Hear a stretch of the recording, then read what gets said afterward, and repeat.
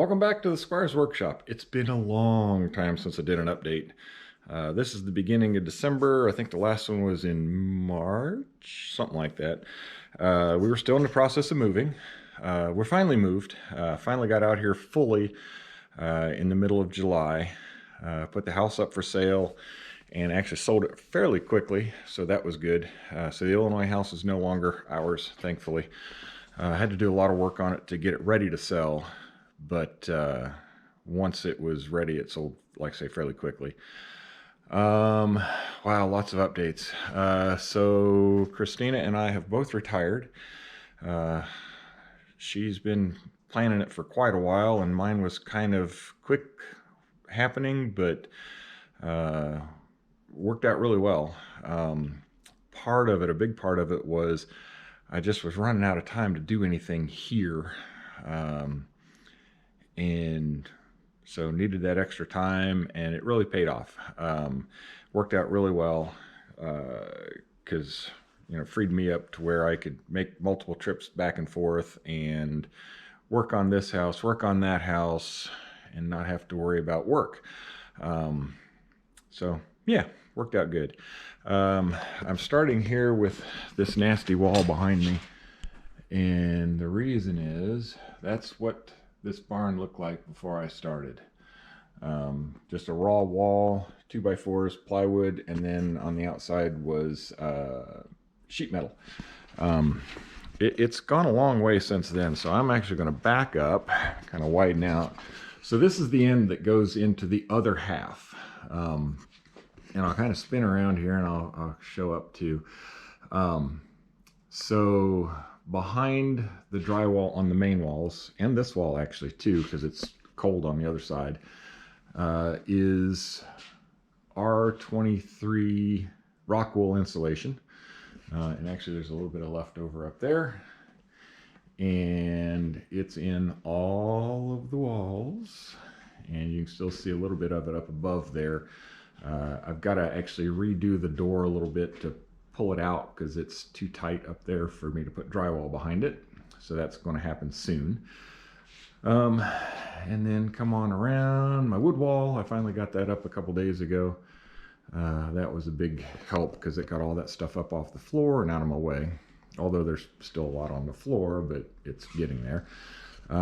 Just for, let's go this way.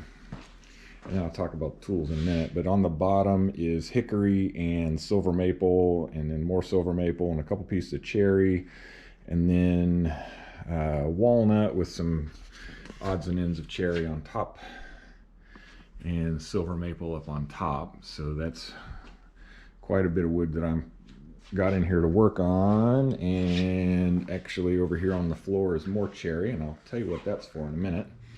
My car, 1973 Triumph GT6, that now that I'm in here and I got the power straightened out, I got the lighting straightened out, I can actually work on things.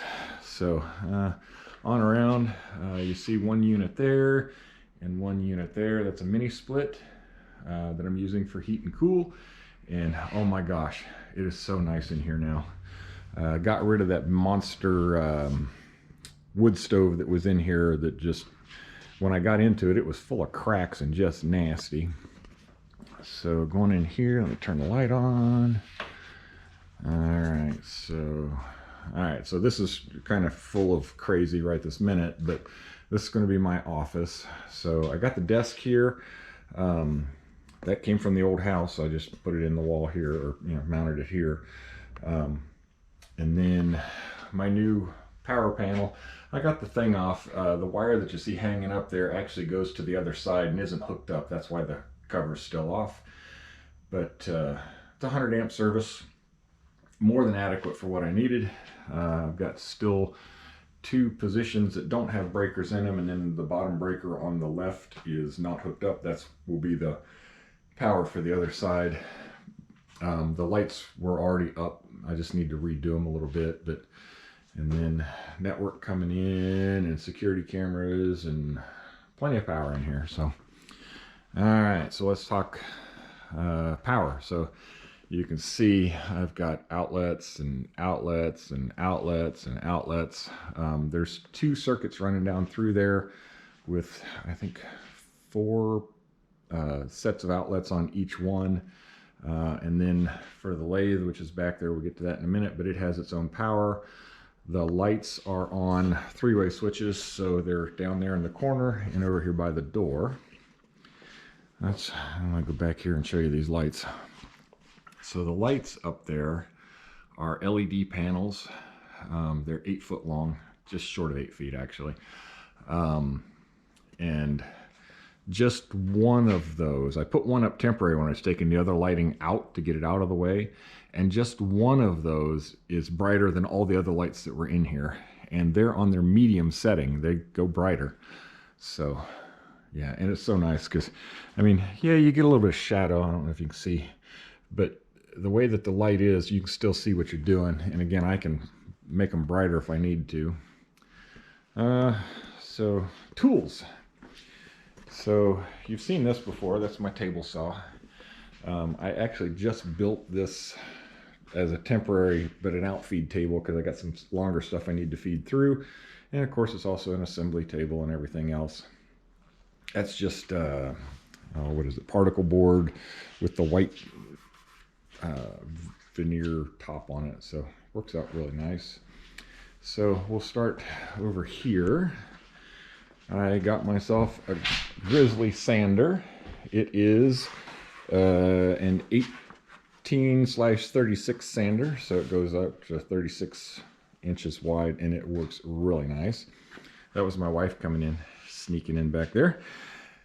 And then over here, I've got a Grizzly jointer. It's an 8-inch. I'll say the bit is like 80 inches long, and man, it is nice, and it has the helical heads on it, so it does a really good job for me. Gives you a really nice finish. And then over here, this monstrosity is a 20-inch Grizzly also, planer, and also has the helical head on it. And wow, gives you, I mean, the finish coming off of it, I hit it with a 220 and I'm done. It's that really nice. So yeah, I still got to work on my dust collection setup, and that's actually in that box, part of it, and it's going to go up in that corner. I think might put it in this corner, but there's stuff in that corner, so it's probably going to go over there, and it will be a 6-inch setup. Feed to the lathe. Oh, I forgot to show you the lathe. Of course, I got it buried right now because stuff is still not where it all belongs, but that's a Grizzly planer, or I'm sorry, yeah, lathe. I'll get it right. It's the GO 632Z, and it is nice. And again, it's a 220 thing. So yeah, part of my issue here is, and you can see, that's the workbench, and it's just, storage is an issue. So I had to build those shelves. I got those shelves. I need more storage to put stuff away. I got turning blanks there, but a lot of organization to go yet, but it's getting there. So anyway, I think that's a long-winded enough explanation for today. We're at about 9 minutes, so that's good. So on that note, I'm going to say goodbye. More videos coming. I've got a couple projects going. I'll give you a little teaser here. That's a cherry top that I'm building for a table. And there's pieces and pieces and pieces and pieces in here too. Pieces in there. So you'll see that when I get going. So anyway, talk to you later. Thanks. Bye.